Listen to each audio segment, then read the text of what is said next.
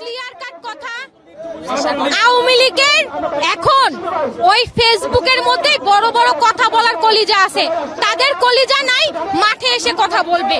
তারা বিদেশে বসে এক একটা স্ট্যাটাস দেয়, এক একটা অর্ডার করে, আর এইখানে যারা কিশোর গ্যাং, যাদের কর্মসংস্থান নাই, যারা বেকার, যারা নেশাগ্রস্ত, হ্যাঁ, তারা শুধুমাত্র কিছু টাকার বিনিময়ে এসে এই ধরনের ঘটনা ঘটায়। তারা কিন্তু জানেও না যে কি করতেছে না করতেছে, ওই হিতাহিত জ্ঞান তাদের মধ্যে নাই।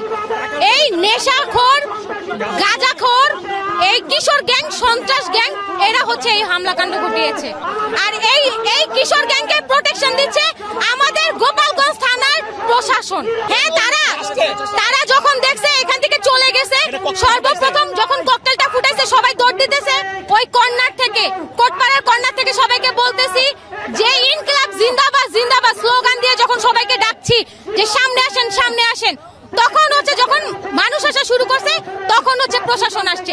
তার এক প্রশাসন কোথায়? এই যখন ধাওয়াটা দেওয়া শুরু করলো আমরা প্রশাসনকে দেখি নাই, তারা কোথায়? কেন্দ্রীয় নেতৃবৃন্দ কত দূরে